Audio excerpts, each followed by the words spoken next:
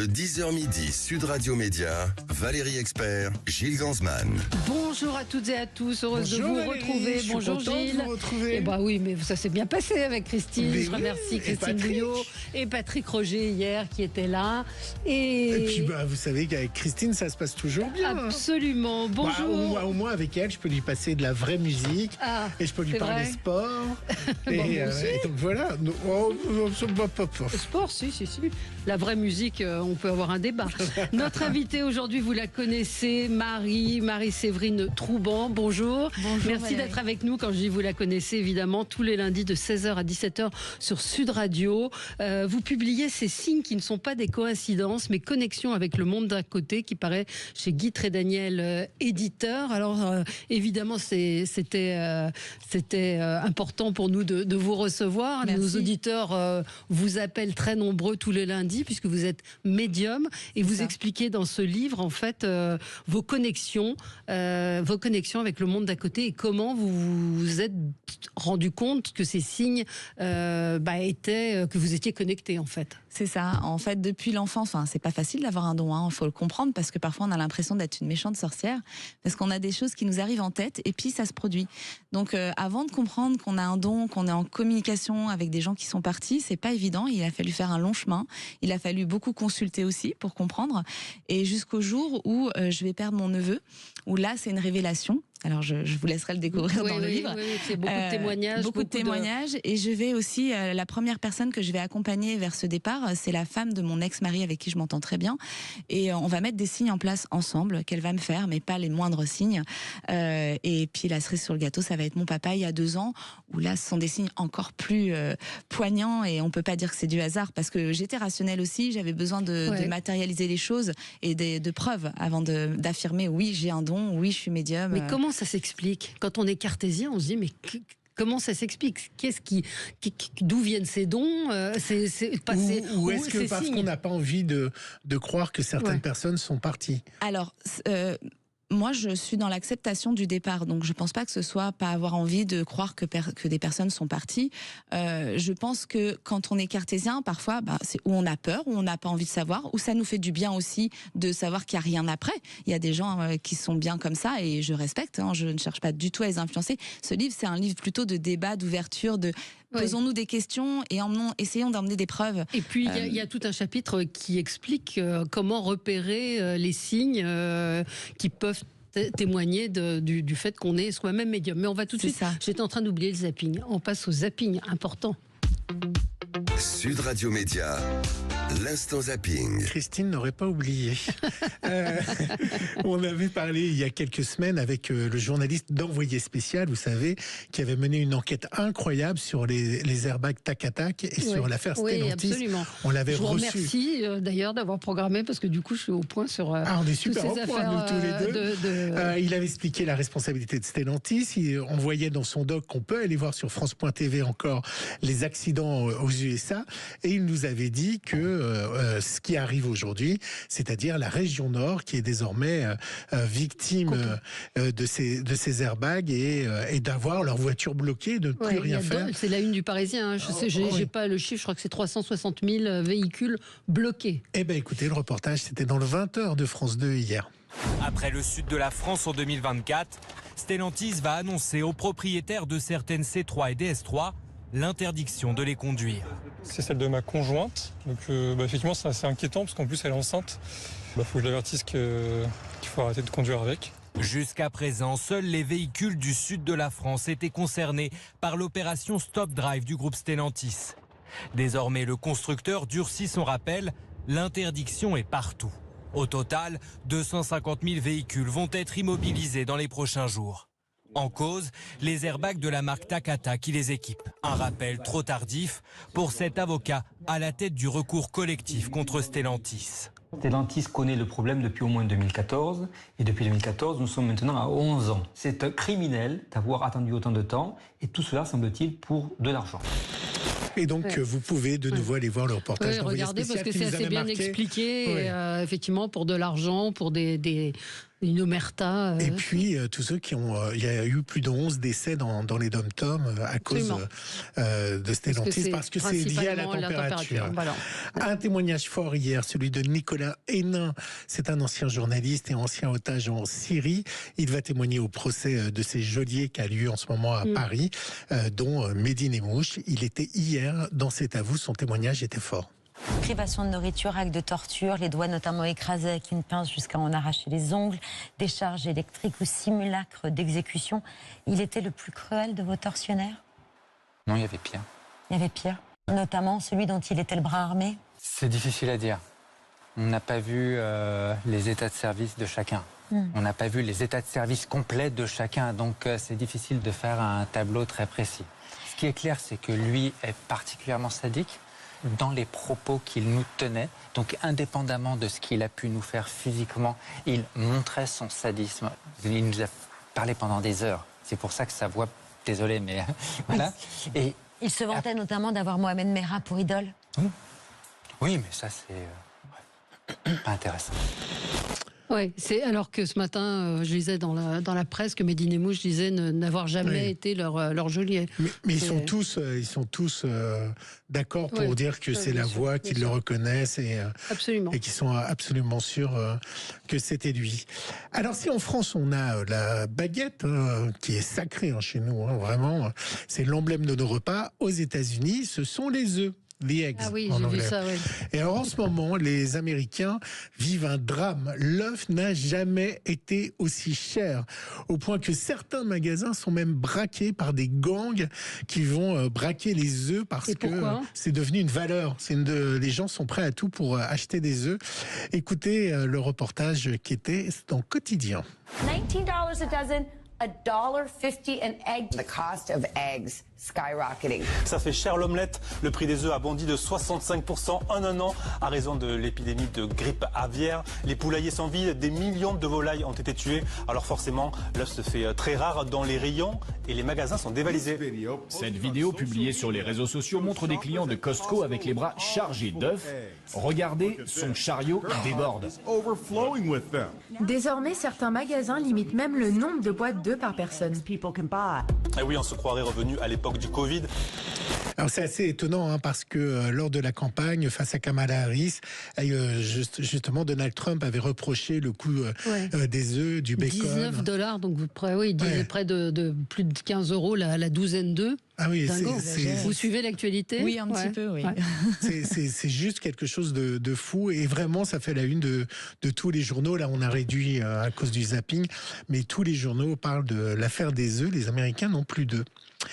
Un candidat qui a marqué dans les 12 coups de midi de Jean-Luc Reichmann, dont j'ai pas eu le temps de passer l'extrait d'une dizaine de jours. Alors il s'appelle Baptiste Barreto et Jean-Luc Reichmann lui a parlé de ses amours et sa réponse était très drôle. Vous êtes accompagné dans la vie? Non, je suis célibataire. Vous cherchez? Moi, du coup, je suis plus mec que meuf. D'accord, mais chacun son truc. C'était quoi le dernier date? En fait, le mec, il avait pas du tout la même tête que sur ses photos. Mais non. Si, moi, je l'avais vu sur Instagram. Ouais. Et sur Instagram, il était très, très, très mignon. Des petits abdos et tout. J'arrive, ses dents. Je critique pas les dents. Les dents, c'était pacifique. Il y avait vraiment des gros trous dans les dents. Ouais. Et le corps, il était pas comme sur... C'était l'Atlantique, marée basse. J'ai appelé ma meilleure copine et je lui ai dit, envoie-moi un message, dis que t'as besoin de moi, t'as un problème.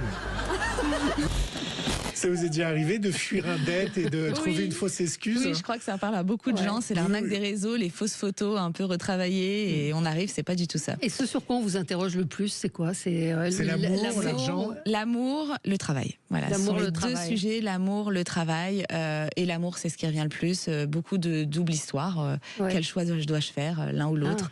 Les gens ont beaucoup de mal à prendre des décisions. Donc je ne fais pas aussi que de la médiumnité parce que j'essaie de les orienter avec un peu de psychologie. Oui, c'est ce que j'allais vous dire. Il y a beaucoup de psychologie aussi. Oui, parce on va en reparler. Parce qu'on a des auditeurs un peu sceptiques parfois, mais pourquoi pas?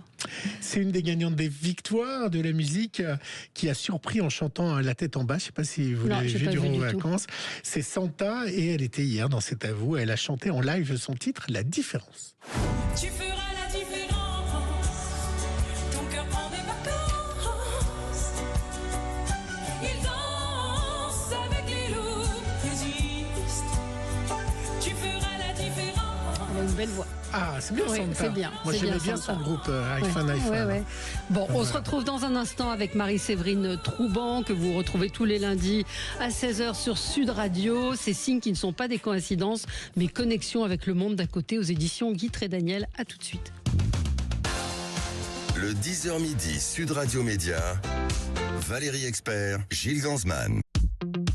Sud Radio Média, l'invité du jour. L'invité du jour, c'est Marie-Séverine Trouban. Vous la connaissez sous le nom de Marie. Marie. Tous les lundis de 16h à 17h sur Sud Radio. Elle vous écoute, elle vous, comment on peut dire, Conseil, elle vous, guide. Conseil, Je guide. réponds à leurs Vous questions. publiez ces signes qui ne sont pas des coïncidences, mais connexions avec le monde d'à côté chez Trédaniel Éditeur.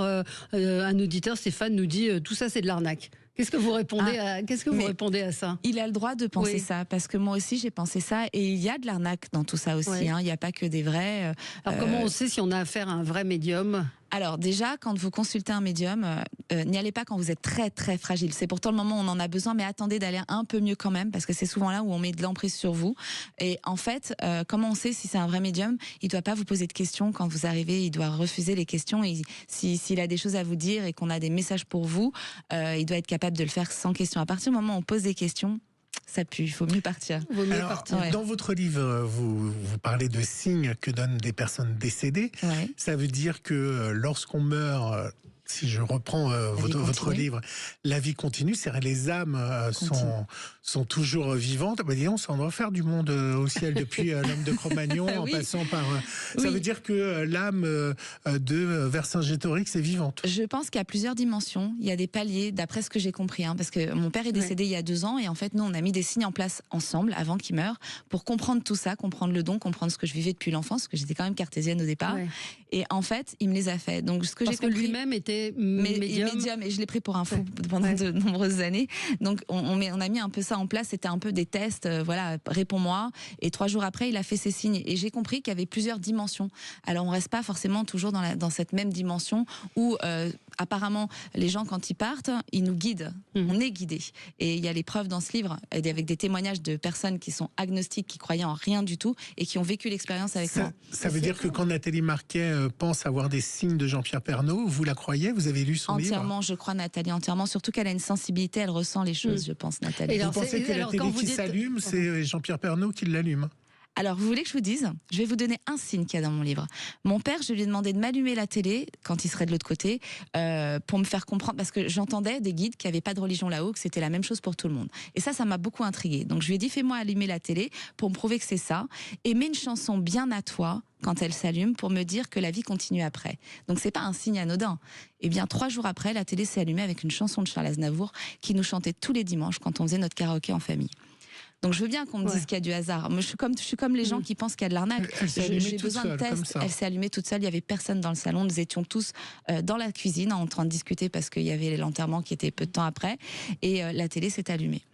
Donc, et alors vous dites on a mis des signes ensemble, on a mis en place des signes ensemble, ça veut dire quoi? Ça fait partie des signes qu'on a mis en place ensemble et qui m'a D'accord. fait 3 jours après. Alors ils les font pas comme ça tout de suite dans les médias, il faut être très attentif. On court dans nos vies, on les voit pas toujours les signes. Mais justement, est-ce que c'est pas un peu désespérant pour des gens qui espèrent, qui attendent, qui se disent mais j'ai pas de signes, pourquoi il y a des gens qui ont des signes et moi j'en ai pas? Alors on a les signes quand on est capable de faire le deuil et qu'on n'a plus autant de tristesse en nous. Quand la tristesse est là, on peut pas communiquer, il y a quelque chose qui bloque. Pourquoi?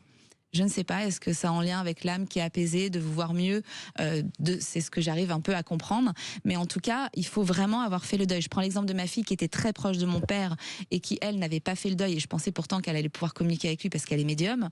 Elle n'a pas eu de signe de mon père tout de suite. Il a fallu que je l'aide à travailler sur elle, qu'elle soit moins triste. Et à partir du moment où elle a eu cette tristesse qui est un peu partie, les signes ont commencé. Et des signes incroyables, des signes qu'on met en place, qu'on lui demande même de maintenant. Oui, mais vous voyez, par exemple, pour parler d'un cas personnel, moi j'ai perdu ma mère, c'était quelque chose d'assez violent. Et de temps en temps, je sens son ombre. C'est-à-dire que je vois son ombre chez moi, où je vois son ombre le matin, où j'ai l'impression qu'elle est en train de préparer quelque chose quand je me lève. Et évidemment, il n'y a personne dans la cuisine. Je ne crois absolument pas que c'est sa présence, et je pense que c'est mon esprit qui est en manque de ma mère, qui projette cette image, ou parce que je suis un peu nostalgique en ce moment et que c'est un peu compliqué. Mais je l'interprète pas comme un signe. Alors, j'en parle dans le livre, justement, de ces visions, parce qu'on peut avoir des visions comme ça. Vous avez le droit de ne pas croire que c'est un signe. Moi, je respecte totalement les gens Mais vous qui pensez que ça l'est? Je pense que ça l'est. Je pense que ça l'est. Je veux bien... Enfin, le signe que j'ai mis en place avec mon père... Alors, expliquez-moi comment c'est possible. On met en place ensemble ce signe d'allumer la télé avec une chanson bien à lui. 3 jours après son départ, ça arrive. Je suis dans le même questionnement que vous, même si j'ai ce don. Vous ne croyez pas au hasard? Je ne crois pas au hasard. Alors il y a des choses, si c'est du hasard, parce que dans la vie on a toujours rien n'est figé. Il y a des choses qui nous annoncent, et c'est pour ça que dans une médiumnité on peut pas faire du 100%. Et je le rappelle à chaque fois aux gens qui me consultent, ce n'est pas possible. Hein. Ceux qui disent ça, c'est ceux qui veulent faire du business.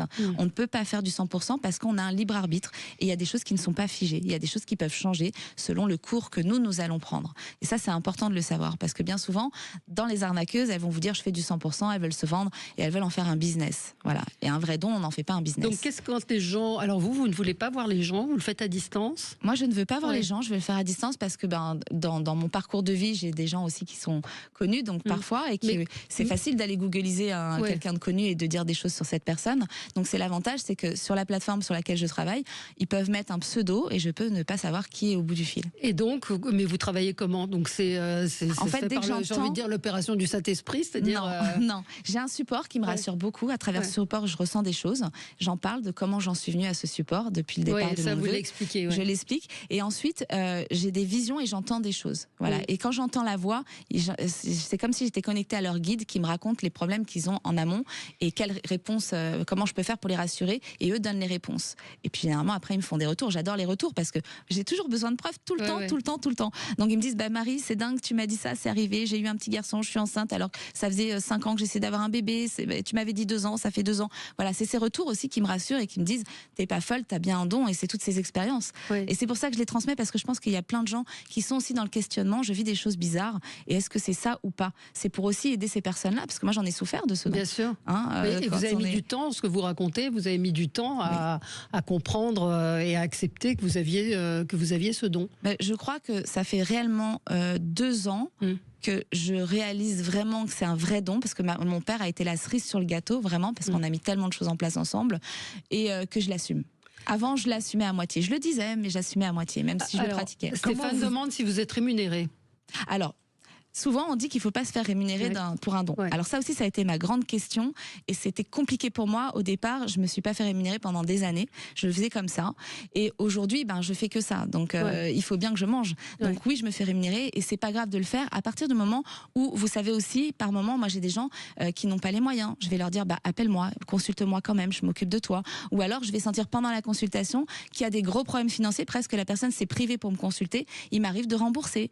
Voilà, il faut pas faire n'importe quoi de ce don. C'est-à-dire qu'il faut aussi pouvoir tendre la main aux gens qui n'ont pas les moyens. Alors parfois il y a de l'abus, il y en a qui cherchent un peu, je sais détecter, mais il faut pas faire n'importe quoi de ce don. Vous êtes aussi magnétiseuse, c'est-à-dire qu'avec vos mains, c'est ce que j'aime le plus vous faire. Ressentez de la chaleur, enfin sans toucher pratiquement. Alors je ne touche pas les gens, c'est mes mains. Alors d'autant plus depuis que mon père est parti, c'est encore plus fort.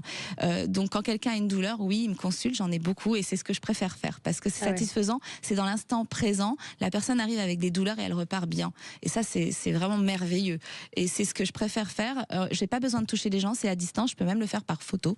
Parfois, ça dépend ce qu'il y a à magnétiser. Je prends l'exemple de lundi dernier, j'ai une dame qui avait des problèmes aux dents. Par photo, ça a fonctionné. Voilà. Comment c'est apparu les premiers signes? Vous étiez enfant? De ma médiumnité? Ah oui, enfant, j'étais une enfant très étrange. Je parlais de mes vies antérieures à ma mère. C'est-à-dire que quand elle me disputait, je lui disais, mais moi j'étais maman, j'avais un petit garçon, je suis morte assassinée comme ça, j'ai plus vu mon petit garçon.